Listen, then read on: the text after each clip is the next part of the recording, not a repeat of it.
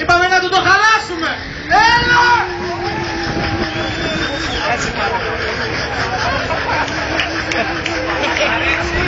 Έλα!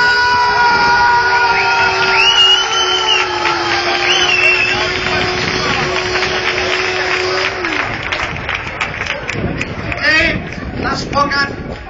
Είσαι η καλύτερη. Αλλά θα τα αποφασίσει και η Κίνα μετά.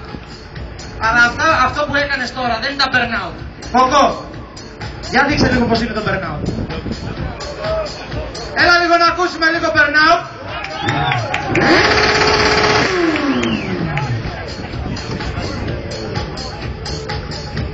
Κοκό, σπάστο. Λοιπόν, περίμενε. Να το σπάσει! Ο κόσμος αποφάσισε, Κοκό.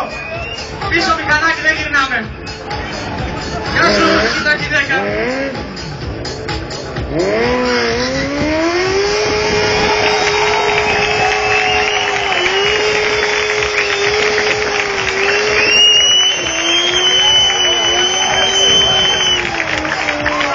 Κερκίνα 2 και 1, ακούστε.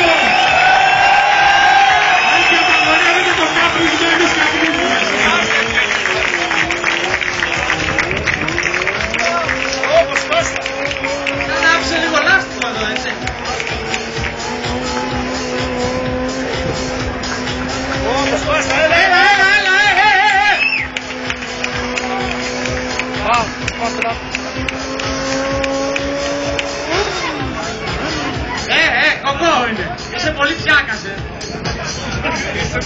Λοιπόν, για να αποφασίσουμε ποιος ήταν καλύτερος, θέλω να φωνάξετε όσοι πιστεύετε ότι καλύτερα ήταν η Τζέιν.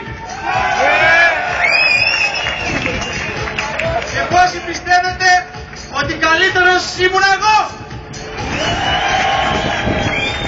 Και πόσοι πιστεύετε ότι καλύτερος ήταν ο Κόκος.